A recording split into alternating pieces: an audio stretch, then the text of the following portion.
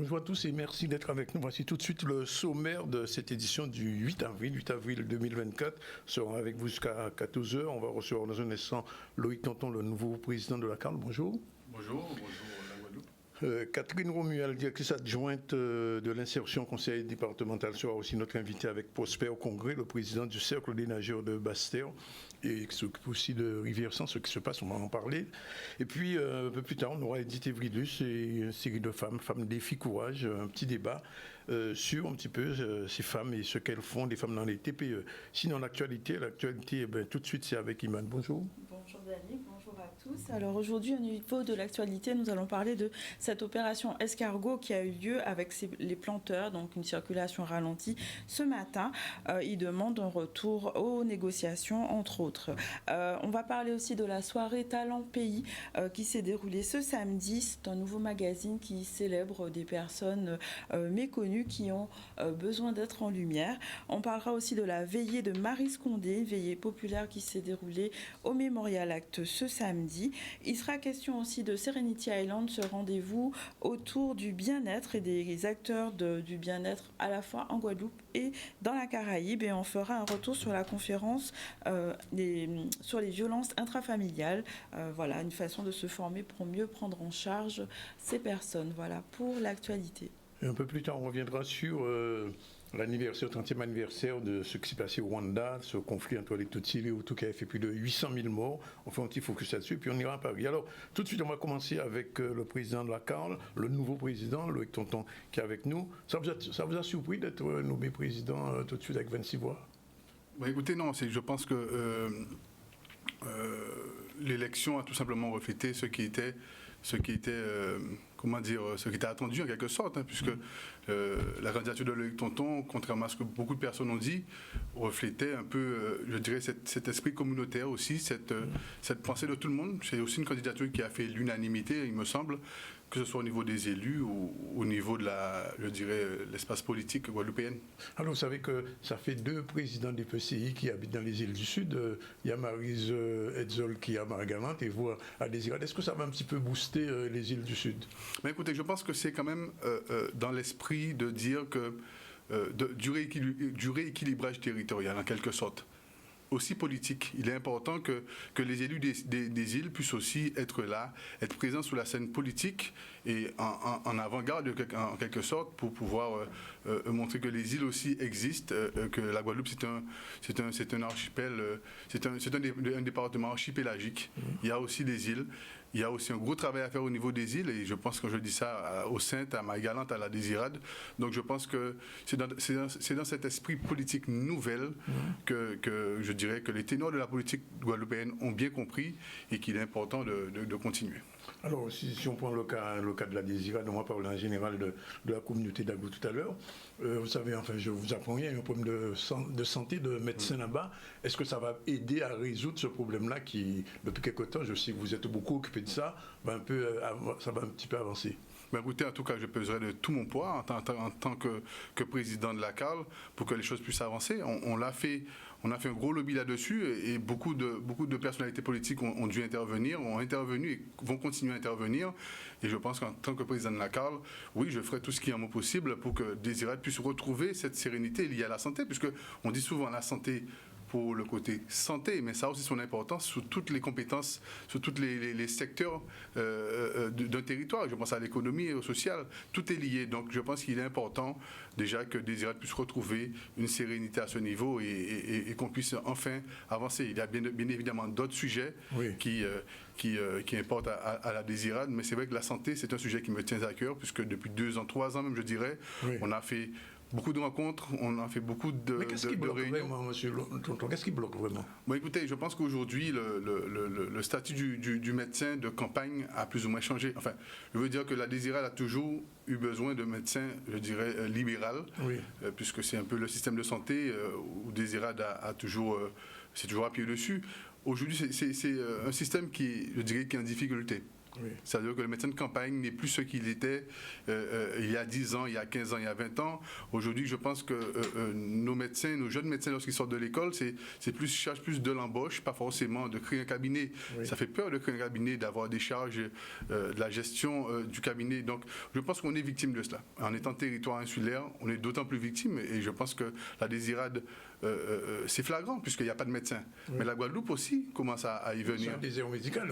La Guadeloupe, pour moi, c'est un désert médical. On parle de la Guadeloupe, mais il faut aussi parler de la France quasiment entière. Il y a beaucoup de villages en France qui n'ont pas de médecins, qui sont identiques à nous en termes de, voilà, par rapport à cette problématique. Là où nous, ça se corse un peu plus, c'est que nous sommes un territoire insulaire. Oui. Il faut que la population puisse prendre le bateau, puisse organiser le départ. Voilà, c'est ça qui fait que même moi, en tant que politique, j'ai du mal à le comprendre, mais c'est vrai que malgré toutes les propositions que nous avons faites, ça, donc je mets à disposition, et là c'est le maire qui parle, oui. Je mets à disposition un cabinet gratuit pendant 1 an, un appartement pendant 1 an, et également une voiture pour la mobilité du médecin pendant ces 1 an.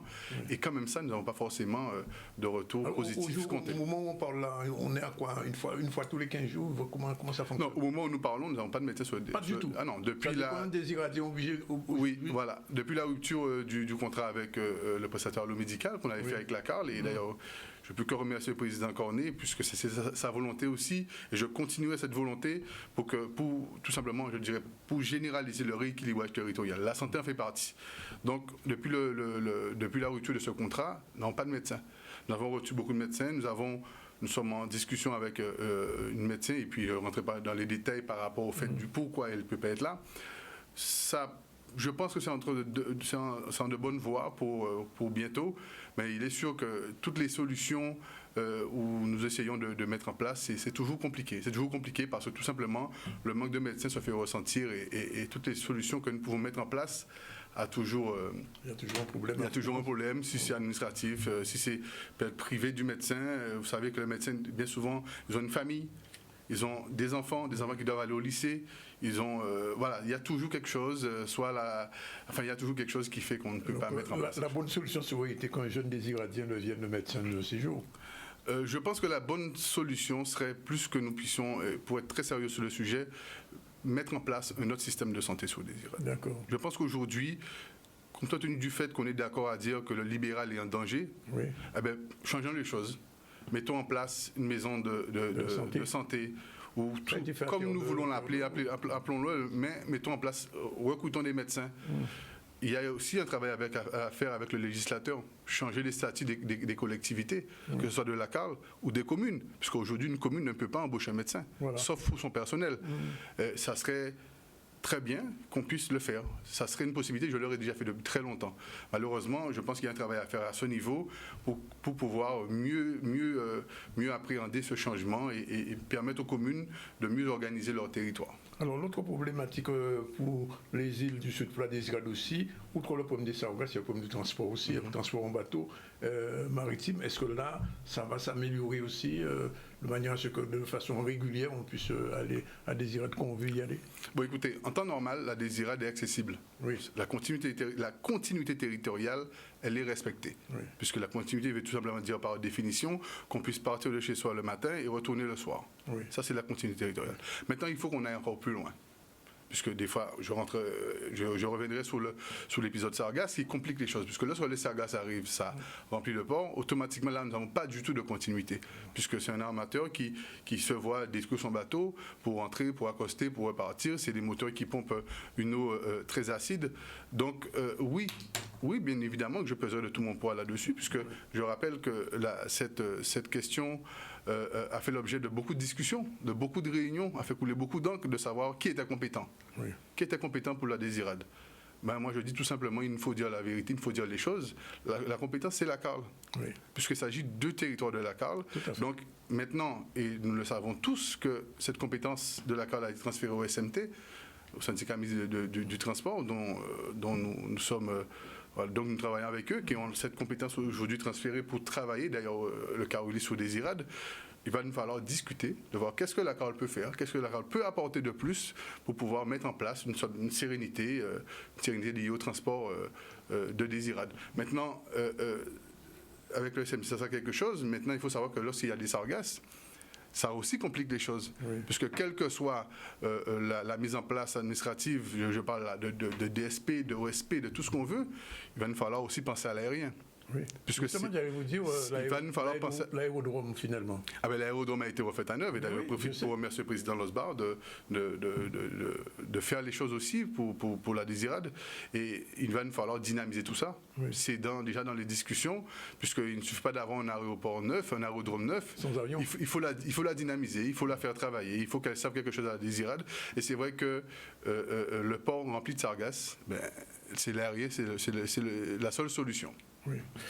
Alors, parlons un petit peu de l'OPCI, parce que vous allez reprendre une grosse tâche là, et il y a beaucoup de dossiers en cours. Lequel vous allez attaquer le premier? Alors, Écoutez, monsieur que Cédric Cornet a laissé. Je rappelle que Cédric Cornet, c'était aussi avant tout une équipe. Oui. J'étais deuxième vice-président de Cédric Cornet. Il y avait un vice-président qui était Bernard Pancrel. Nous avons essayé plus ou moins les mêmes personnes qui sont quasiment reconduites. Donc, il y avait une équipe derrière Cédric Cornet. Oui. Il y avait une vision politique. Parfait. Donc, et c'est pour ça que je continue à parler de continuité. Il nous faut continuer dans cette... Il y a beaucoup de projets qui sont en cours. Il nous faut continuer là-dessus. S'il y a une chose, bien évidemment, qui me tient vraiment, vraiment à cœur, c'est de pouvoir continuer d'améliorer l'esprit communautaire, puisque une EPCI, c'est aussi 4 communes membres. Bien sûr. En tout cas, en parlant de la Carle. C'est une commune comme la Désirade, qui est de moins de 1500 habitants. C'est Saint-François, c'est Sainte-Anne, c'est Gosier. Donc, il faut aussi créer ce contexte afin que tout le monde puisse se retrouver et que les problématiques de chaque territoire soient bien prises à bras le corps, continuer à être prises à bras le corps pour pouvoir répondre à tous les maires. Oui. À tous les maires. Il y a eu un peu de tension, vous le savez, pour le rôle des sports. Est-ce que ça va se calmer? Qu'est-ce qui va se passer? Bon, écoutez, je pense qu'il faut quand même continuer à être à l'écoute.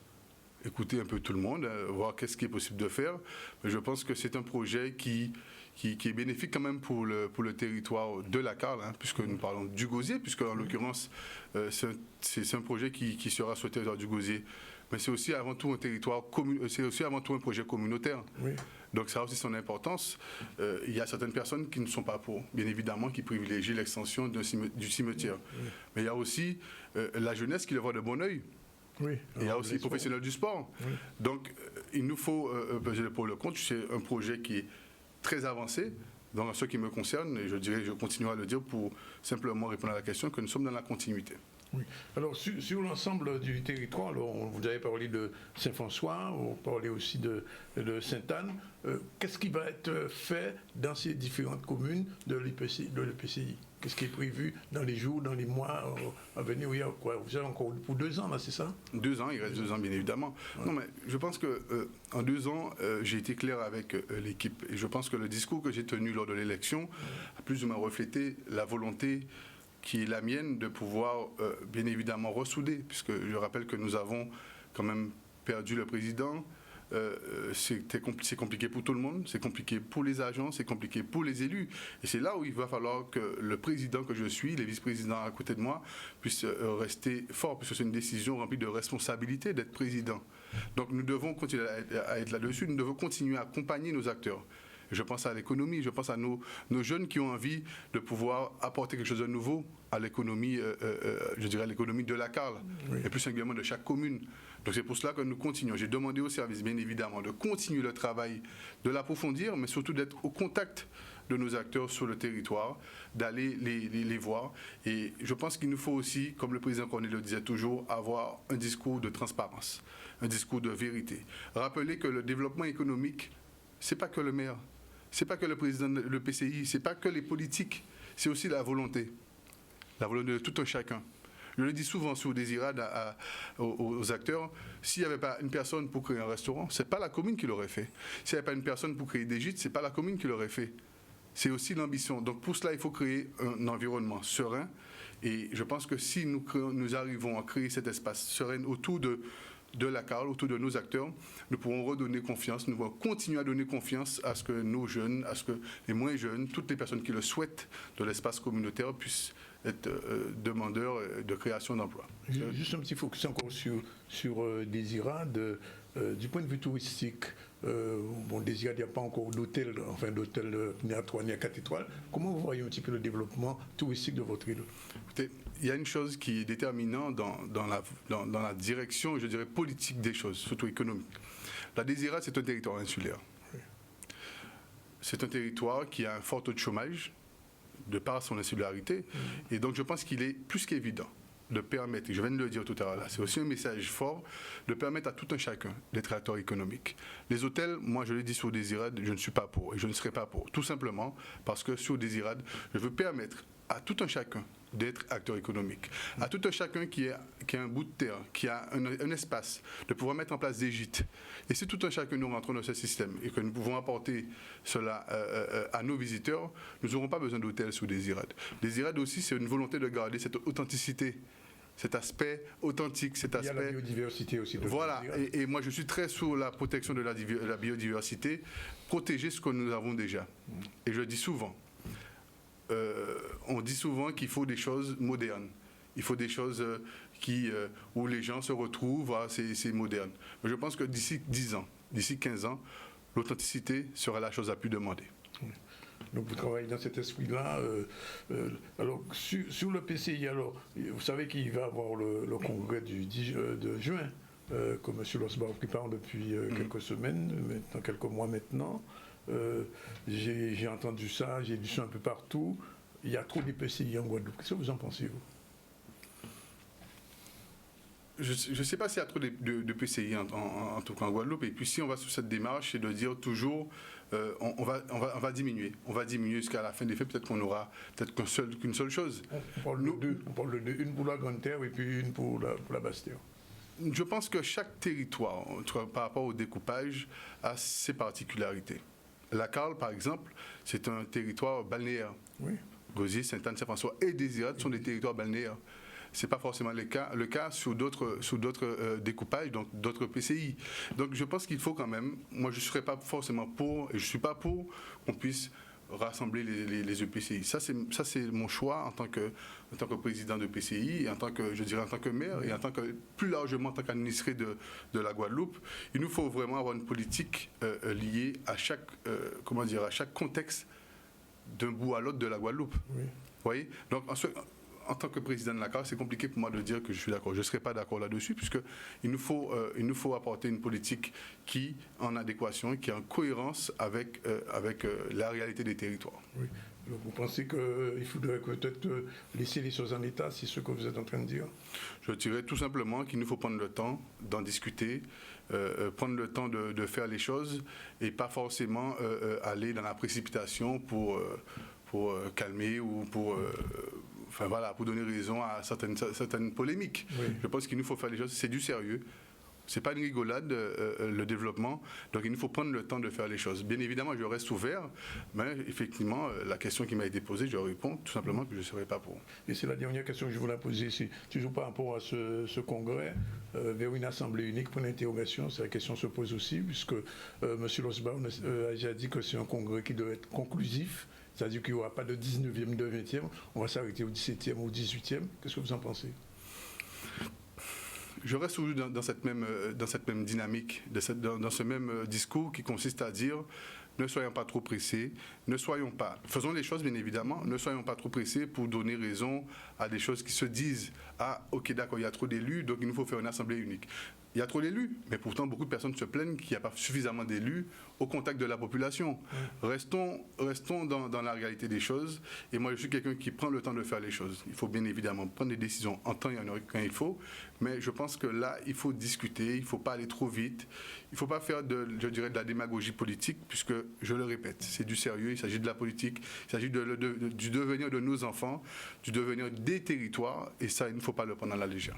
Le canton, merci en tout cas d'avoir répondu à toutes nos questions. J'imagine qu'on vous verra de plus en plus souvent en Guadeloupe, parce que même si vous avez votre cabinet de maire à Désirade, mais il va falloir aussi être souvent à la Carle. Mais je suis souvent en Guadeloupe, je le serai davantage. Oui.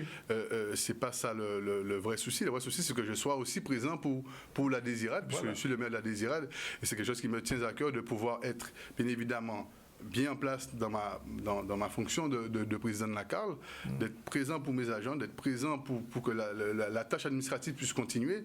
Mais il ne faut pas surtout oublier que la désirade, sans la désirade, tout cela n'est pas possible. Et c'est surtout, je dirais, le dénominateur commun qui fait qu'aujourd'hui que je suis là. Merci en tout cas. Merci beaucoup. Voilà, 12h50, on a le temps de développer le premier titre de l'actualité avec Iman News. Oui, tout à fait. On va parler justement de l'opération Escargot qui a eu lieu ce matin. Un collectif d'agriculteurs se mobilise pour porter les revendications à la connaissance de tous. Ils demandent une revalorisation du prix à 120 € de la tonne. On va voir un reportage de Michel Héraclide. Là, pont politicien pour causer pour nous, c'est franchement des 10 gars, il faut mettre l'argent et table là-bas, c'est beaucoup. Il y a pas yon, il y a 6 ans réunion avec nous, il y a coûté, il y a regardé l'autre comme ça, il y a échange avec Kaita, qui a fait ça. Pont yon pour oser dire, préfère là aussi, 10 gars, mettons l'argent à la table là. Il y a pas yon. Ça nous peut dire, contrairement à ça, le monde a pensé, pendant le mouvement à matin là, pas un seul Guadeloupéen que nous pas contré qui pas avec nous à ce mouvement là ça. Et si on regarde comme ça, l'heure où il est levé le matin, premier bulletin, il y a un café à eux, et si on pas ni cycle, souvent, il paye boire café pour mon boire café avec cycle. Donc, nous sommes dans une situation aujourd'hui là où il y a des gens qui lèvent, qui depuis 1964, quand les jeunes dit, eh bien, ils couillonnent. Je l'entends dans génération à moun qui pas même sous ces d'ailleurs, qui là, puisque nous, c'est des gens qui ont quinquagénaires, mais nous, sous nous, c'est là qui remplacent nous là. Et si aujourd'hui là, nous ne faisons rien, eh bien, tout fait, c'est là qui est derrière nous là. Et c'est normal. Et nous avons constaté que tout mouvement qui fait, il a fait pacifiquement et avec surtout complicité à la population. C'est ça qui est important pour nous. Région département, et hier soir, nous touchons le président de la région. Et il dit moi que bon matin là, il a crié le préfet et il a crié nous pouvons dans les. Et il dit moi qu'il est en France, il a téléphoné, nous pouvons dans les. Et là, il a dit ça encore. Si la situation est arrivée aujourd'hui, c'est la photo préfet et lui en nous. Parce que le préfet demande nous mot d'ordre que démarrer l'école 2023 là, après ça, tout est réglé. Chose qui n'est pas jamais faite. Et lui-même dit nous qu'il y a une incapacité de réunir les gens pour faire une ville dans trois tables là. Aujourd'hui, là, préfet qui a passé mon bloc, qui a dit nous comme ça, nous parlons doit faire opération escargot. Préfet là qui a dit ça, il a eu ordre de dire nous ça. Est-ce que nous parlons doit faire opération escargot? En France, il y a des chimères, il y a des autoroutes, il y a fait ça et voulez. Et pourquoi on ne peut pas faire ça aussi ici? C'est une revendication que nous avons fait. C'est le symbole justement de cette action-là parce qu'on a envoyé des courriers, on a fait des demandes. À ce jour, on n'a aucun retour, notamment de la DAF, qui était censée nous répondre par rapport à nos revendications. Donc on a dû passer une étape. Donc on n'est pas là pour embêter le peuple, parce que c'est notre combat. Mais à un moment donné, on n'a pas le choix que de passer par deux options, parce qu'ils ne nous écoutent pas. Jusqu'à preuve du contraire. Donc on espère que cette opération permettra d'avoir une réponse et qu'on puisse retourner. On demande juste de pouvoir retourner aux tables de négociation et de pouvoir vivre de notre métier, tout simplement. Bien, ça s'est calmé provisoirement, mais s'il n'y a pas de négociation, effectivement, il y aura encore probablement un déblocage et donc une situation qui est un petit peu complexe. Il est 13h, 12h57. On prend la première pause, on se retrouve tout à l'heure avec nos autres invités, Prosper Congré et Mme Catherine Romuald. À tout de suite. Pour le Sud-Bastère. Voilà, il est exactement 13h01. Nos deux prochains invités sont arrivés. Madame Romuald, bonjour. Bonjour, monsieur. Directrice générale adjointe de l'insertion au conseil départemental. Et M. Prosper Congré, bonjour. Il est président du cercle des nageurs de la région de Bastère. Et entre autres. Bon, alors, on vous rejoint dans un instant parce qu'on va parler de Rivière-Sens, c'est ça? Entre autres. Entre autres aussi. Et Mme Romuald, on parle un petit peu d'insertion par rapport à Rivière-Sens, c'est ça? Eh bien voilà, tout à fait. Bien. On revient à l'actu avec Iman News. On va parler de Talent Pays. Donc, c'est un nouveau magazine qui a été mis en lumière justement ce week-end lors d'une soirée de lancement sur Sainte-Anne. C'était l'occasion de rencontrer ces deux initiatrices de ce magazine qui permet à certaines personnes méconnues de briller. On voit un reportage de Loane Duhamel. TMP, c'est d'abord un projet qui correspond beaucoup à mes valeurs. Moi, j'aime beaucoup la notion de talent. Je sais qu'aujourd'hui, on parle beaucoup de talent à l'étranger. On dit toujours qu'il faut partir en France pour exceller. Et je suis persuadée qu'en Guadeloupe, on a des talents. Et quand Gisèle m'a parlé de son projet, et qu'elle m'a dit, mais on parle de gens qui sont de la Guadeloupe, qui ont des talents, je me suis dit, là, on touche ce qu'il faut. Et donc je me suis dit, ça correspond à mes valeurs, ça correspond à ce que j'apprécie et j'ai envie de contribuer à ça. Et je sais qu'on va marquer l'histoire, alors sans peut-être pas avec un grand H, mais je sais qu'on va marquer les esprits parce qu'on travaille sur un projet qui n'a jamais été fait de cette manière-là. Il s'agit de s'adresser aux Guadeloupéens, au cœur des Guadeloupéens. C'est-à-dire que nous avons le souhait de réarmer le sentiment de fierté guadeloupéenne. À savoir ne plus se contenter de définir la Guadeloupe par les problèmes qu'elle a, par les problèmes qu'on lui connaît, qui sont des problèmes communs à tous les territoires à travers le monde, mais plutôt apprendre à nous regarder différemment et à nous focaliser sur ce que nous savons faire de bien et les domaines dans lesquels nous excellons parce que nous en donnons les moyens. On interviewe des gens qu'on ne connaît pas encore, on interviewe des personnes qui sont des quidam, comme vous et moi, nos mamans, nos tontons, nos frères et sœurs. Et c'est ça, en fait, la force de ce magazine, c'est qu'on est au plus proche des gens, on est au plus proche de l'humain. Et c'est ça qui va faire notre différenciation par rapport à d'autres approches qui sont un peu plus, je dirais, standards de célébrité, tout ça. Il faut nous donner un peu de reconnaissance pour faire valoir ce qui est de bien. Ce qui est de bien et ce qui est fort pour la Guadeloupe. Parce que nous avons tendance tout le temps à reprendre ce que nous avons vu ailleurs. Et pour le moment, nous allons donner la parole, nous donnons la parole aux personnes qui créent. Ça répond à cette envie en fait de transmettre, cette envie en fait de pouvoir bien faire et de pouvoir mieux faire. Et si ça peut éventuellement attirer d'autres personnes, d'autres jeunes, même si je suis entre deux âges, d'autres personnes en fait à pouvoir se faire confiance et pouvoir s'élever, pour moi en fait contribuer en fait au journal, à TMP. Ça permet simplement en fait d'élever les consciences, d'élever les choses et de montrer en fait que oui, effectivement, que ce soit en Guadeloupe, que ce soit ailleurs, parce que je pense aussi ailleurs, tout le monde est un petit peu dans la même dynamique, c'est de pouvoir montrer en fait que nous avons la possibilité, nous avons les compétences de pouvoir faire beaucoup plus. Et on va continuer justement avec les talents. Une grande dame de la littérature. Une veillée a été réalisée ce week-end pour Maryse Condé au Memorial Act. C'était l'occasion de rendre hommage à cette grande dame. On voit un reportage d'Olivier Moradel. Qui Guadeloupe, qui New York, qui l'Afrique, tout côté. C'est une seule voix qui a tourné. L'honneur et respect. Maryse Condé. Et c'est une joie pour nous, dans toute cette immense peine, de pouvoir dire qu'il était important que la région mette en valeur l'œuvre de Maryse Condé. Et aujourd'hui, nous sommes très heureux que ce soir, ça se passe en fraternité. Les gens sont là, les gens sont imprégnés de ce qui se passe. Et surtout, ce qui est important, surtout pour nous, c'est que, un hommage lui sera rendu au niveau national, mais nous avons fait un hommage au niveau de la nation guadeloupéenne, puisque Maryse Condé est un indépendantiste dans l'âme, et donc nous sommes heureux ce soir de cette belle fête. Merci pour elle. Aujourd'hui, cette cérémonie d'hommage, c'est comme on dit, c'est pour accueillir l'esprit de Maryse Condé. Physiquement, elle restera en France, auprès de son amoureux qui veut qu'elle reste à côté d'elle pour venir la voir. Mais son esprit, aujourd'hui, il est revenu en Guadeloupe et il restera en Guadeloupe aussi. Sa mort aujourd'hui, ça nous laisse un peu dans la douleur, surtout la famille, la douleur, le désarroi. Mais ça nous montre l'ampleur de la tâche qui nous reste, parce qu'on devra continuer à faire connaître son œuvre, à représenter ce trait d'union qu'on a voulu être entre Maryse Condé et son public. On dit souvent que nul n'est prophète dans son pays, mais là, en l'occurrence, précisément, elle est prophète dans son pays, parce que nous savons qu'elle a su rendre Pointe-à-Pitre et la Guadeloupe visibles à l'international, et que c'est finalement une formidable ambassadrice et une formidable citoyenne de Guadeloupe et de Pointe-à-Pitre.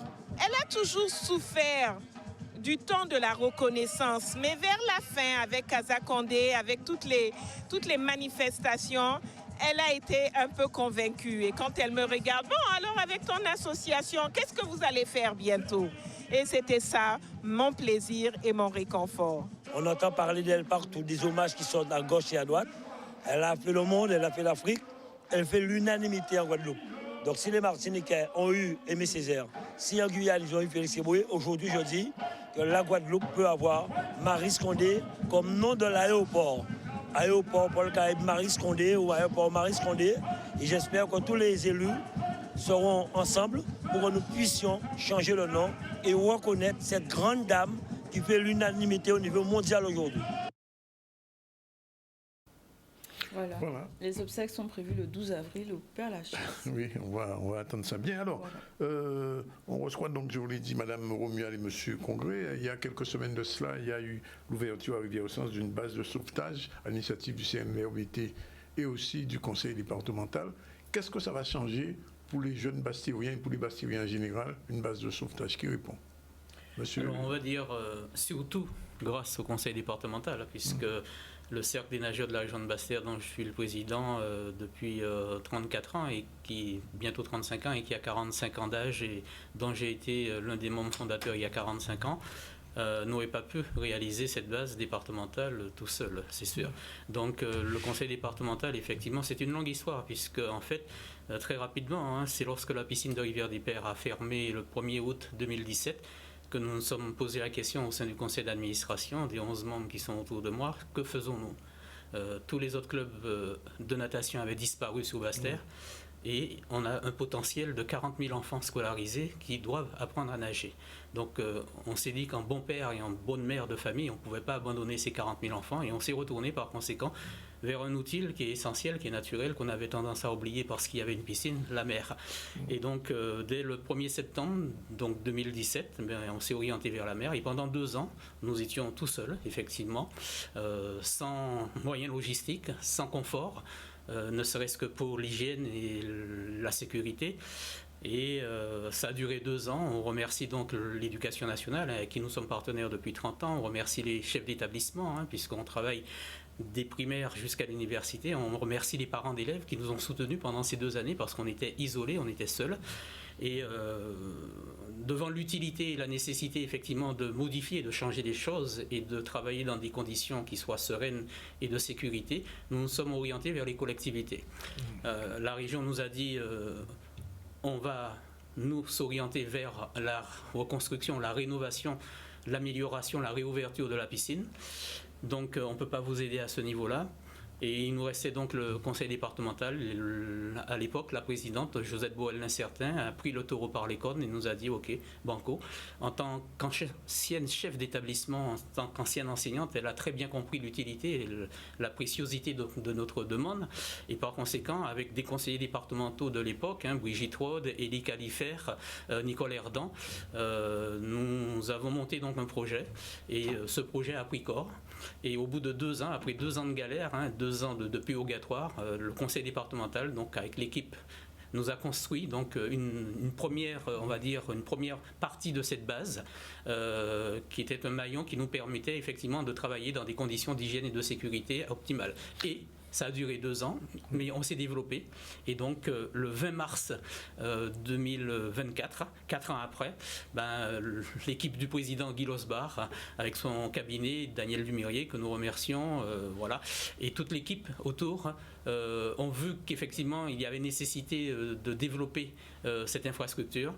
Et grâce donc à là aussi, il faut le souligner, à l'apport de la commune de Goubert, puisque et pour le premier échantillon et pour le deuxième qui s'est développé, la commune de Goubert a été un partenaire essentiel, puisque nous sommes sur le territoire de la commune, même si nous sommes sur un axe et une route départementale. Donc la commune de Goubert nous a mis à disposition une ancienne école donc, de natation, un bâtiment qui était là et qui était vétuste et qui méritait effectivement une réfection et un réaménagement. Et l'équipe du président Losbar donc, a décidé effectivement d'investir à ce niveau-là et à tout pris en charge. C'est quand même un budget conséquent, puisque c'est quand même 250 000 € qui ont été investis, parce qu'au-delà effectivement de l'aménagement de l'infrastructure, il y a eu tout l'axe routier pour la sécurité qui a été repris également, de la protection effectivement aussi par rapport à la mer. Donc il y a eu un gros dispositif, une grosse logistique qui est allée au-delà effectivement probablement de nos ambitions, qui fait qu'aujourd'hui nous sommes là devant vous et nous réussissons donc à sauver depuis 7 ans 40 000 enfants autour du savoir nager. C'est important effectivement. Alors Madame Romuald, Du point de vue de ce que vous êtes au niveau de l'insertion, j'ai envie de dire quel lionnage qu'il va y avoir entre les deux? Alors, en fait, pour faire un petit peu l'histoire, ça fait 2 ans maintenant que le Cercle des nageurs de la région Basse-Terre avait répondu à un appel à projet dans le cadre des ateliers parcours d'insertion qu'on a eu l'occasion déjà d'évoquer. Et donc, dans le cadre de ces ateliers, je rappelle rapidement qu'ils sont là pour accompagner la montée en compétences des bénéficiaires du RSA. Nous avons eu donc l'occasion de travailler avec eux sur l'acquisition des gestes de premier secours. Oui. Et donc, c'est dans ce cadre-là que les premiers bénéficiaires du RSA ont eu l'occasion donc de se rendre au CNRBT pour être formés à ces premiers gestes de sauvetage secourisme. Et puis, la base arrivant, l'opportunité, nous l'avons trouvée aussi dans la découverte métier, puisque ces ateliers parcours d'insertion doivent nous permettre d'exploiter des niches de métiers aujourd'hui qui n'existent pas encore, ou en tout cas qui sont en développement. Et au regard du potentiel qu'il y a en Guadeloupe, puisque nous avons de nombreuses plages et qui ne sont pas forcément surveillées, mais très fréquentées, on a malheureusement eu à déplorer quelques cas de noyade, il est essentiel de former aussi à ces métiers-là. Et donc, dans le cadre des ateliers parcours d'insertion découverte métier, nous avons donc un appel à projet qui est sorti encore une fois en fin d'année. Le CNRBT y a répondu avec la base départementale et nous voyons un vrai potentiel d'exploitation de cette base pour former et accompagner. À peu près combien de personnes? Aujourd'hui, on va débuter là avec une vingtaine de bénéficiaires du RSA, mais à terme, le potentiel d'emploi quand même avait été estimé par le CNRBT à quand même 600 emplois. La Guadeloupe a beaucoup de plages, la Guadeloupe a beaucoup de points d'eau aujourd'hui. Nous avons les rivières, je ne sais pas où on peut se baigner. La baignade, en tout cas, sur nos plages aujourd'hui, n'est pas surveillée pour la plupart. Pourtant, nous avons des spots qui mériteraient de la surveillance au regard du taux de fréquentation de la plage et du niveau, quelquefois, de dangerosité de ces plages. Donc, ça veut dire que la base de Rivière-Sens va être un petit peu un modèle, un laboratoire pour les autres à venir? C'est ce que nous ambitionnons. Nous ambitionnons de montrer qu'effectivement sur cette plage, on peut former, on peut accompagner des personnes dans ces découvertes de métiers autour du secteur aquatique et pourquoi pas entraîner d'autres. Je pense derrière, Monsieur Congrès, c'est probablement l'ambition que nous avons de démontrer que ça peut fonctionner, que d'autres communautés d'agglo rejoignent aussi l'installation de ces spots de surveillance. Juste quelques chiffres, pour répondre effectivement en complément de ce que dit Mme Romuald par rapport à votre question. 270 sites de baignade recensés en Guadeloupe. 270 C'est une étude que nous avons menée pour l'éducation nationale, puisque il y a jusqu'à 2 ans encore, nous étions professeurs de PS, d'éducation physique et sportive. Nous l'avons été pendant 41 ans et nous avons eu l'occasion donc de mener cette étude. Sur ces 270 sites, nous avons recensé 100 qui nécessitaient d'avoir un poste de secours et un poste de sauvetage. Tout simplement, soit par leur fréquentation, qui est importante, soit aussi par leur dangerosité, même si elle n'est pas permanente, mais elle est potentielle, elle est très visible, et par le risque effectivement donc d'accident. Et sur ces 100, vous ne pouvez pas créer une base de secours s'il n'y a pas à côté une base de sauvetage également. Donc c'est complémentaire. Il faut à la fois un poste de secours et un poste de surveillance. Et potentiellement, par rapport aux chiffres qu'annonçait effectivement donc ce que nous avons recensé, ça vous crée par base 6 emplois. Multiplié par 100, ça vous fait un potentiel de 600.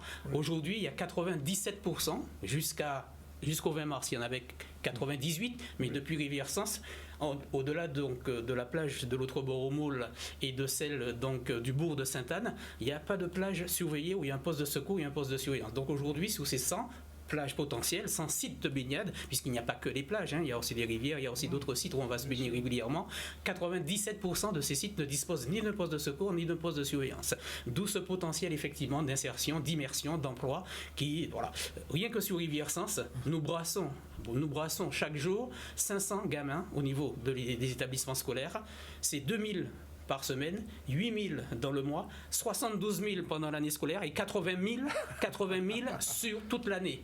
Donc vous imaginez, il suffit d'un petit accident malheureux qui pourrait tout mettre donc en question. D'où la nécessité, effectivement, quand nous avons nous sommes approchés de nouveau du conseil départemental, mis beaucoup l'accent sur la sécurité. Et aujourd'hui, nous avons par exemple sur la plage de Rivière-Sens un axe qui était à 2 voies, qui est plus qu'à une seule voie, par exemple. On a mis l'accent sur la sécurité. Il y a des bornes anti-stationnement, il y a des emplacements pour les bus quand ils arrivent avec les enfants. Il y a un circuit qui permet aux enfants de ne pas être sur la route, donc qui leur permet d'accéder directement soit au premier, soit au deuxième bâtiment, puisqu'on gère maintenant 2 bâtiments, et qui leur permet également, lorsqu'ils sortent de leur vestiaire, d'intégrer directement sur des passages protégés avec donc une sécurité quand même maximale, directement vers la mer. Voilà. Et nous, on prend le relais par la suite autour donc du sauvetage et du secourisme. Il y a l'équivalent du CNBT dans d'autres communes de la Guadeloupe. Mon humilité m'oblige à vous dire non, parce que effectivement, Sainte-Anne et le Moule, c'est communal. Oui. Voilà.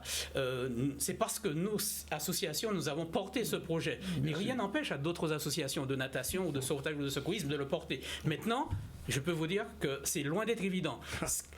Là, on voit un petit peu, on n'a pas encore atteint le sommet, on voit un petit peu le sommet, on va dire, de l'iceberg. Mais c'est 7 ans quand même de travail. C'est 7 ans donc de montage de projet.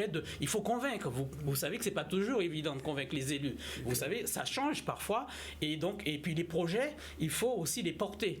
Mais là, on a trouvé une dynamique au niveau du conseil départemental qui est exceptionnelle, sincèrement. Et je salue effectivement cet effort. Et là, nous sommes dans une démarche prospective sur du solide, sur du concret, et puis on va presque dire sur du vital, c'est les 3 S, savoir nager bien sûr, mais savoir sauver, savoir secourir, et aujourd'hui à compléter par la surveillance, c'est essentiel sur une île comme la Guadeloupe. Madame Mourmual, les ateliers vont débuter quand? Alors là, nous sommes dans le round, on va dire, des signatures de convention avec l'ensemble des prestataires qui ont été retenus. Donc là, je pense que raisonnablement, d'ici le mois prochain, on devrait pouvoir accueillir un premier groupe de bénéficiaires du RSA d'une vingtaine de personnes, déjà pour commencer. J'en profite vraiment pour redire aux bénéficiaires du RSA qu'ils peuvent se rapprocher des antennes locales d'insertion pour pouvoir s'inscrire. On a une adresse mail qui est très simple, c'est parcours.insertion@cg971.fr. Ils nous envoient un mail, ils nous disent s'ils sont intéressés par cette action-là et ils sont contactés par les référents. Donc on débute le mois prochain. Cela dit, quand même, il faut qu'ils savent nager au moins. Ils apprendront. Alors, je ne vous cache pas qu'effectivement, c'est essentiel, c'est primordial. On va dire qu'effectivement, que c'est un préalable. Oui. Parce que s'ils ne savent pas nager, ça va être difficile après pour eux de savoir sauver, de savoir secourir. Oui. Bref, ça va être compliqué. Oui. Maintenant, tout va dépendre du public que nous accueillons. C'est vrai qu'on pourra difficilement refuser, mais on pourra réorienter parce que l'avantage que nous avons, c'est que nous avons, au-delà de notre centre de formation agréé au métier de l'eau et du sauvetage et du secourisme, nous avons quand même une école. Mais oui. Donc, si on s'aperçoit que parmi le public BRSA qui nous est envoyé, il y en a qui ne savent pas encore nager, on ne va pas les écarter, on ne va pas les rejeter, on ne va pas les repousser, puisqu'on est là pour accueillir tout le monde, mais on va les réorienter et après on les réintégrera en fonction, parce qu'il n'est pas question non plus qu'ils mettent à plat l'organisation qui sera mise en place par rapport à ceux qui savent déjà nager et qui doivent évoluer, parce qu'on a quand même, on va dire, on est dans une politique de résultat également, voilà, et d'insertion vers l'embauche et vers la création. Ce qu'il faut savoir, Danick, c'est que le CNRBT, si vous voulez, est en amont, mais il est en aval également. En tant que centre de formation agréé, nous avons la possibilité d'organiser les sessions d'examen, puisqu'on prépare au brevet de surveillant de baignade, au brevet national de sécurité et de sauvetage aquatique. Nous sommes aussi adhérents donc, du comité départemental de sauvetage et de secourisme de la Guadeloupe, dont j'assure effectivement la présidence. Il y a 5 associations au sein donc, de ce comité départemental. Il y a quand même 2000 personnes qui sont déjà formées. Et à côté de cela, si vous voulez, nous dépendons aussi de la Fédération française de sauvetage et de secourisme. Donc, c'est toute une courroie de transmission qui demande quand même un cahier des charges relativement strict, puisque au-delà de dépendre aussi du ministère de la Jeunesse, des Sports, de l'Éducation nationale, de l'Éducation populaire, nous dépendons aussi de la Sécurité civile et du ministère de l'Intérieur. Donc, vous savez que ce sont des choses qui sont extrêmement cadrées, légiférées, et nous n'avons pas droit, on va dire, à l'erreur, surtout que nous sommes en matière donc, de sauvetage, de secours. Et donc, on est là pour préserver, bien sûr, la vie des autres. Madame Romuald, est-ce que l'appel que vous lancez en direction des les bénéficiaires du RSA? Il y a une moyenne d'âge, il y a une limite d'âge ou c'est ouvert à tous? C'est ouvert à tous. Le programme départemental d'insertion qu'on a eu l'occasion d'évoquer déjà, nous avons plusieurs dispositifs et qui couvrent toutes les tranches d'âge aujourd'hui. Je reviens sur la question du savoir nager. Ça donne l'occasion d'évoquer un autre dispositif rapidement du programme départemental qui est le passeport, qui en fait permet de financer notamment l'activité et la pratique sportive des bénéficiaires du RSA. Donc même s'ils ne le savent pas, ils apprendront, c'est ce que je dis, à nager et pourront intégrer ces actions-là. Et puis l'action quand même aussi, j'ai envie de dire que c'est une découverte métier. Il faut aussi donner envie aux personnes qui vont venir découvrir ces métiers dans le secteur aquatique, d'avoir envie d'y aller.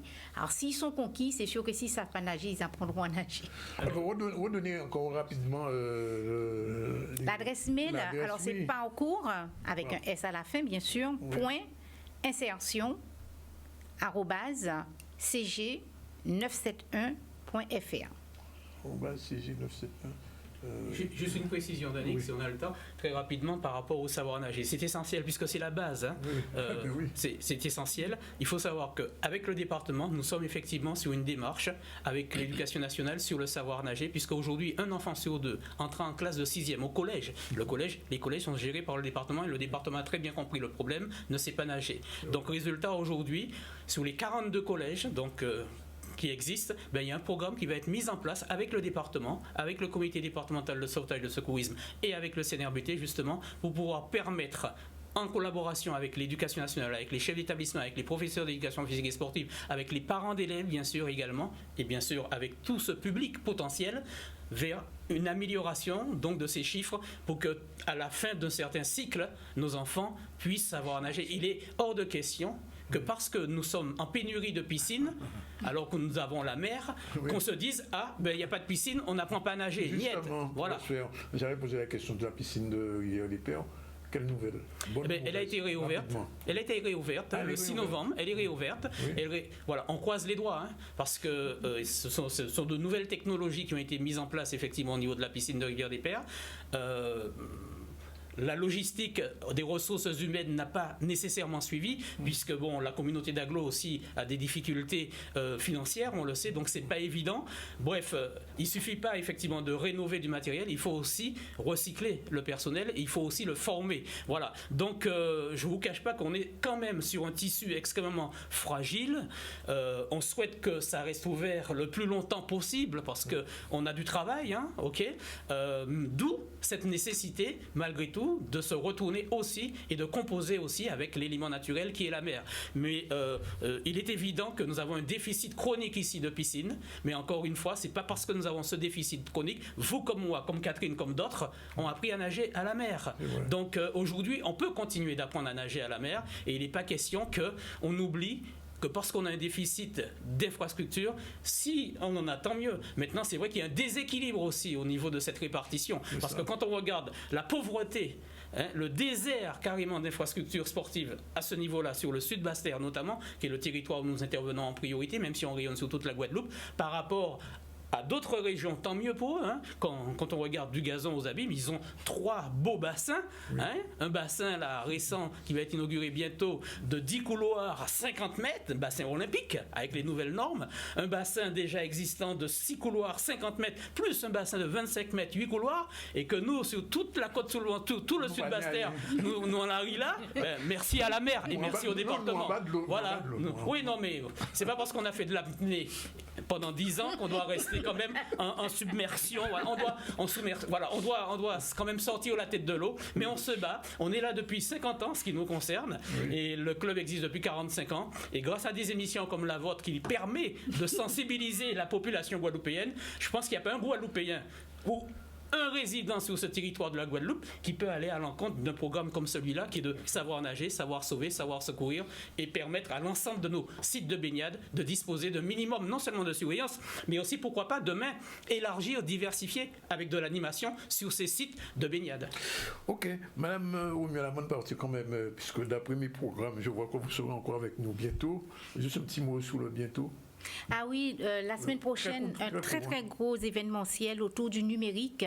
Vous savez que le Fort Louis Delgrès va accueillir pendant 2 jours le village du numérique qui est ouvert au tout public, aux demandeurs d'emploi, aux bénéficiaires de RSA, aux collégiens, aux lycéens. On va parler métiers du numérique, on va parler cybersécurité, on va parler des conseillers numériques, des espaces France Service. Donc on viendra vous présenter tout ça. C'est un très très gros programme sur 3 jours. Ça bouge à Bastia, c'est tant mieux quand même. Le rééquilibrage se fait un petit peu quand même. On essaye avec le conseil départemental. Oui, voilà. Merci en tout cas à vous deux, il est 13h27. Je rappelle quand même un parcours.insertion@cg961 si vous voulez .fr si vous voulez candidater aux ateliers qui vont être ouverts d'ici quelques semaines. D'ici le mois prochain. Voilà. Merci. 13h27. Dernière séquence tout à l'heure avec nos invités, Edith Evrilus, André Moulin, Véronique Tonton et Madame Isabelle Pioubaka. Ça tout de suite. Voilà, il est déjà 13h33. Je vous l'ai dit, on va recevoir 4 femmes. Edith Evrilus, la présidente de la commission des TPE de la CCIG, qu'on a l'habitude de voir ici. Bonjour. Bonjour. Après, il y a Audrey Moulin, gérante du bureau d'études TING. Bonjour. Bonjour. C'est votre première fois? Exactement. Bon, considérez que c'est votre examen de passage. Okay. Véronique Tonton, bonjour, gérante de la DC JASP. DC JASP. Déjà, elle va présenter du succès. Et Isabelle Pioubacas, elle est entrepreneur passionné, dynamique, ce qu'on dit de vous. Voilà comment vous présentez. Plusieurs secteurs d'activité. Et c'est Madame Evrilus qui a eu l'idée de vous rassembler devant nous pour parler un petit peu de vos activités, parce qu'il paraît que vous êtes toutes des femmes brillantes. Très bien. C'est vrai? Bah, oui, bien sûr. Oui. Bon, alors, on commence par Madame Moulin. Alors, présentez un petit peu votre activité, qu'on sache un peu qu'est-ce que vous faites de votre vie professionnelle. Ok, d'accord. Donc, je suis gérante du bureau d'études TING. C'est un bureau d'études qui accompagne les clients sur les projets du BTP, donc tout ce qui est construction, rénovation et aménagement. Oui. L'objectif, c'est d'accompagner les clients sur plusieurs aspects, techniques, administratifs, logistiques et financiers. Donc, en fait, l'objectif dans ces missions, c'est de faire de la conduite de projet.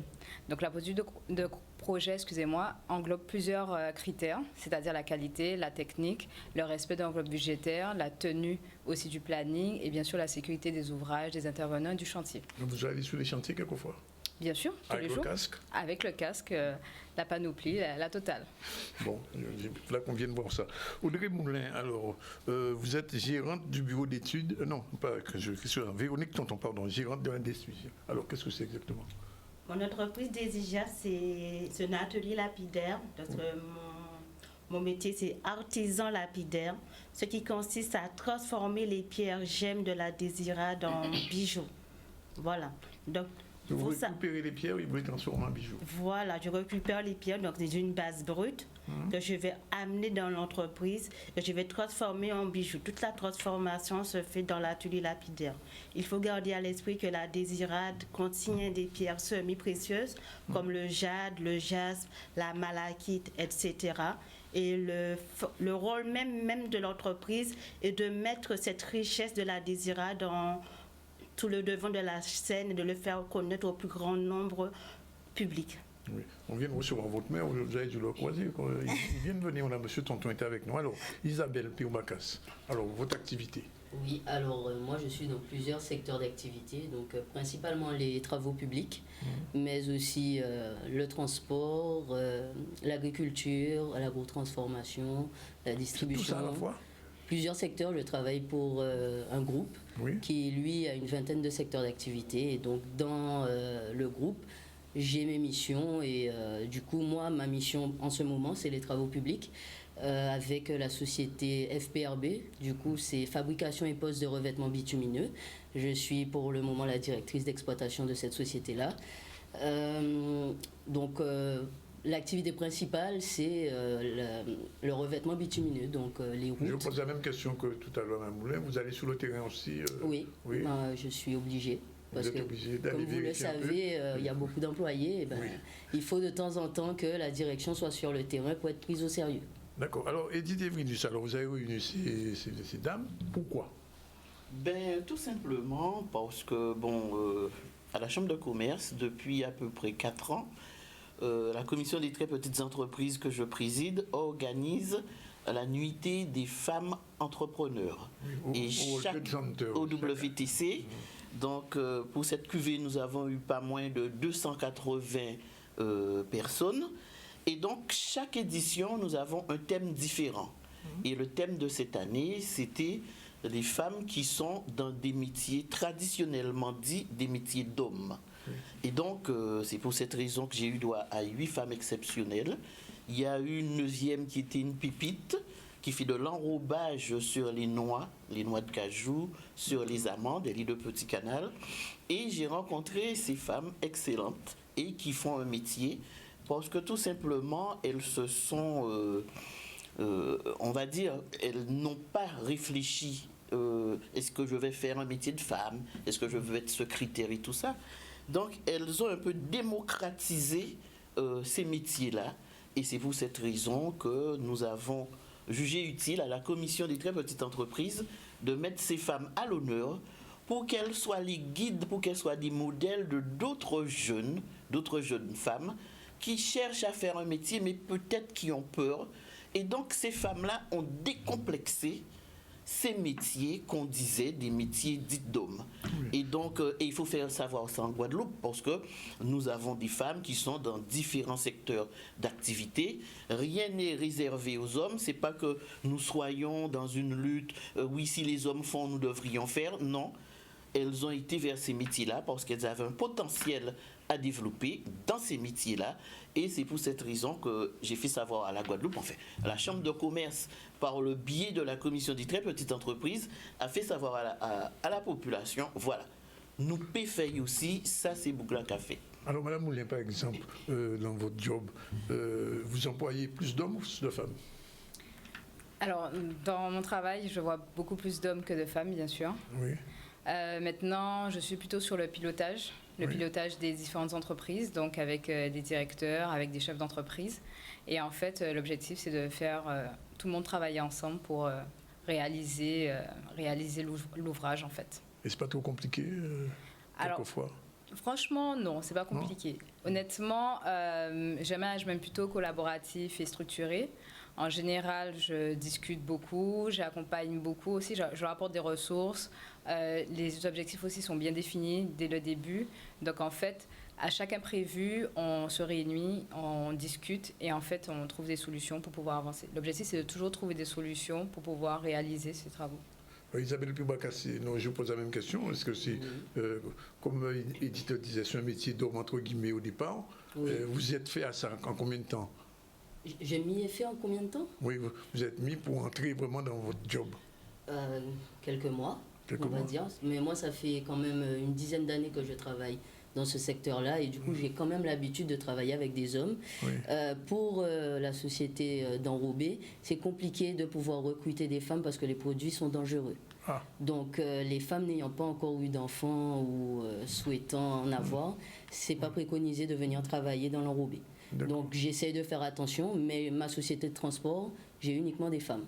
Ah, uniquement des femmes? Oui, qui conduisent les camions. Au départ, aux stations, un homme vient, vous dites, pas ni pas. Non, j'ai essayé les hommes avant, je ne vais pas vous mentir, mais j'avais toujours des casses, des retards, ils ne venaient pas travailler. J'avoue, ce n'est pas pour taper sur eux, mais j'ai eu beaucoup de petits soucis. Et du coup, j'ai recruté des femmes. Les femmes ne sont jamais en retard Eh bien non.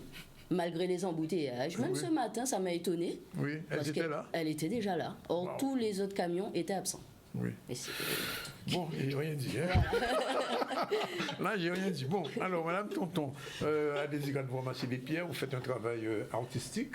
Ce n'est pas spécialement un travail d'homme, quand même, ça. Oui, le métier de lapidaire, c'est un métier d'homme de base. C'est des hommes qui travaillaient les pierres, ils transformaient la pierre. Après, il y a très peu de femmes dans ce domaine. Par exemple, en Guadeloupe, l'atelier lapidaire est la première structure de toute la Guadeloupe. Le premier lapidaire de toute la Guadeloupe. Donc, le seul lapidaire qui existe dans les Antilles, c'est à Saint-Domingue. Dans les Antilles françaises, c'est la Désirade. Moi, est-ce que vous avez appris votre job? Eh bien, nous avons bénéficié quand même d'un apport de formateurs, en ce sens que c'est les formateurs qui sont venus vers nous former sur place. Oui. Et ça fonctionne bien, je veux dire, les pierres que vous faites, que vous travaillez, vous arrivez à les commercialiser facilement? Je les commercialise facilement Et nous avons un public très large. En ce sens, c'est plutôt des étrangers, les étrangers qui achètent les pierres de la Désirade. Oui. Donc, j'ai reçu dernièrement des Allemands, des Australiens, des gens de Belgique. Donc, il y a beaucoup de demandes à ce niveau. Il faut dire aussi que les pierres sont plus connues à l'étranger qu'en Guadeloupe. En Guadeloupe, il n'y a pas vraiment de formation de pierres gemmes. Quand les gens voient un bijou, ils vont le comparer à un bijou fantaisie, alors que les pierres de Désirade, c'est des pierres semi-précieuses. On trouve ça qu'à Désirade, ce type Qu'à Désirade. D'accord. Voilà. Non, enfin, je posais la question. Si vous regardez le collier que je porte, c'est une regarder, fabrication de mois, d'une fabrication artisanale. Et là, ça représente quand même plus d'1 mois de travail. Ah, pour faire ce petit collier? Voilà. Ici, vous avez une jade métamorphique de la Désirade. D'accord. Bon, alors, c'est bien d'entendre tout ça, mais Madame Evrilus, dans votre parcours de présidente du petit entreprise, quand même, il y a des hommes. Dans le parcours, c'est-à-dire dans la commission, il y a des hommes. Oui, des hommes. Mais nous avons plus eu l'envie de reconnaître les femmes, de mettre en avant les femmes, puisque, bon, c'est vrai que nous sommes quand même le maillon fort.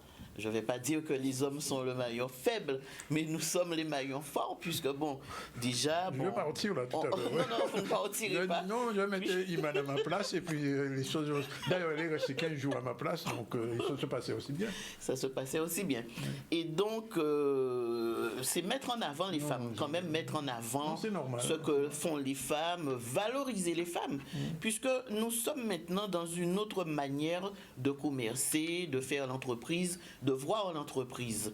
Beaucoup de jeunes filles, peut-être, ne pensent pas forcément à s'orienter vers l'entreprise, puisque, bon, quelquefois, bon, c'est vrai qu'il y a des difficultés. Rien n'est simple, rien n'est facile. Tout est compliqué quelquefois. Et je dis, la vie, c'est une question d'équilibre. Et donc, mettre en avant les femmes, c'est de dire aussi aux jeunes filles que, voilà, il y a des femmes qui font ce métier-là. Moi, j'aimerais aussi m'orienter vers tel ou tel métier, c'est-à-dire donner l'envie, d'avoir envie d'investir. Puisque moi-même, quand j'étais plus jeune, j'avais des femmes qui étaient mes guides, et je vais dire, grâce à ces femmes-là, bon, c'est pas grâce à eux, puisque bon, ce que j'ai dans ma tête est bien dans ma tête, mais grâce à force de regarder l'orientation, de regarder comment ces femmes faisaient, ça m'a un peu consolidé dans ce que je voulais faire. Donc, mettre les femmes en avant, les valoriser, c'est dire aussi, nous sommes femmes, et alors? Oui, et alors? Oui. Alors justement, je pose la question à toi, ces trois femmes. Qu'est-ce que vous avez envie de dire à des jeunes femmes ou des femmes qui vous regardent en ce moment, qui se disent, mais regardez, madame qui a fait des butins, qu'est-ce que vous avez envie de leur dire? Alors, la première chose que je leur dirais, c'est d'oser, en fait. C'est-à-dire qu'il n'y a pas de limite de genre, femme, homme. En fait, tout est une question d'implication et de compétences. Si elles ont vraiment envie, si elles sont passionnées par le métier, moi je fais ça depuis 11 ans. Depuis 11 ans, j'accompagne sur des projets, des gros comme des petits. J'ai eu aussi plusieurs employeurs, plusieurs casquettes. Et honnêtement, j'ai toujours été passionnée, curieuse d'apprendre, et je continue à apprendre. Donc en fait, c'est vraiment, si on est passionné, il ne faut pas se limiter, il faut oser, il faut y aller. Une petite question délicate quand même. Dites-moi. Quand vous êtes chef d'entreprise, vous avez des hommes sous votre responsabilité. Comment sont les rapports d'une manière générale? Les rapports sont plutôt cordiaux, hein. Franchement. En fait, on est vraiment dans un échange où, comme je vous l'ai dit, il y a un management qui est collaboratif et structuré. L'objectif, c'est vraiment de leur apporter, déjà d'avoir des objectifs, de fixer des objectifs qui sont clairs, et ensuite de leur apporter les ressources. On reste dans l'échange toujours, et aussi dans la félicitation des performances. Donc, en fait, les gars, ils se sentent valorisés, ils sentent leur travail valorisé, et ils sont impliqués. D'accord. Même question à Isabelle. Moi, je vais rejoindre Madame Moulin. Vous connaissez déjà? Pas vraiment. Pas vraiment. On s'est rencontrés juste à la soirée de Madame Moulin, mais sinon non. Il y a pas mal. Je la rejoins du coup, et je dis aux femmes de tenir bon. Je sais que c'est difficile. On se heurte souvent à des murs, mais qu'il ne faut pas abandonner, il ne faut pas lâcher, et toujours garder en tête son objectif. Oui. Et ne pas perdre de vue son objectif et y aller, peu importe ce qui se passe. Madame Tonton. Eh bien, moi, ce que j'aurais à dire, c'est que toutes les filles, les petites filles devraient avoir confiance en eux, en fait, avoir foi en leur capacité Et malgré que les injures ou malgré les indifférences ou que les gens peuvent peut-être mettre des bâtons dans leurs roues, avoir foi en leurs rêves en fait, avoir foi en ce qu'ils veulent faire. Voilà. Et je tenais à remercier quand même la présidente de la CCI, comme Edith Evrilus, qui, elle, s'est déplacée à la Désirade et a eu foi en ce que je faisais. On a besoin de personnes comme cette dame, en fait, qui voit ce qu'on fait, qui a cette reconnaissance de la valeur des choses qu'on apporte et qui, le 8 mars, nous a mis à l'honneur.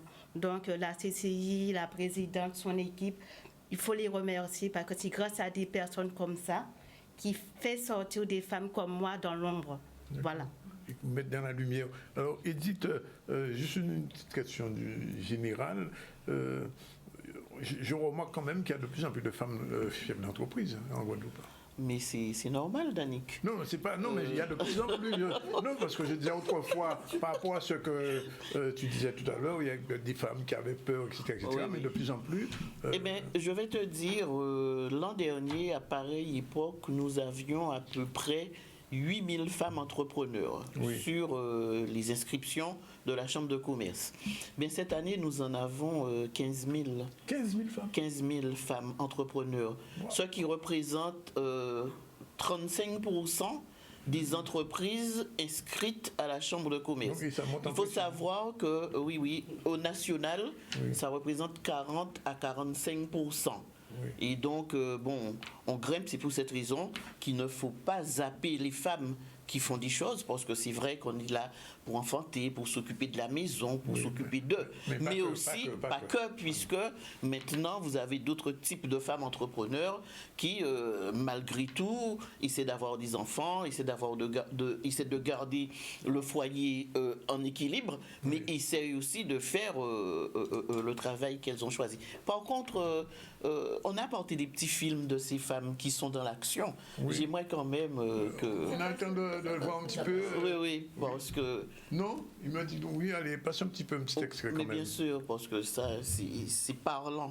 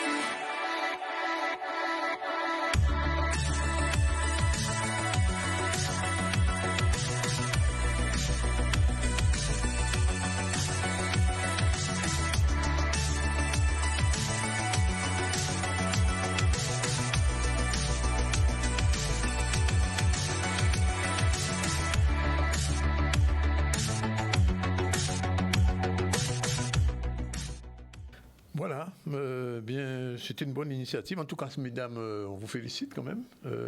Bien que vous n'êtes pas en train de démarrer. 11 ans, combien d'années vous déjà 10 ans. 10 ans et tout 11 ans. Et dites combien d'années de CCI déjà 26 ans. Ouais.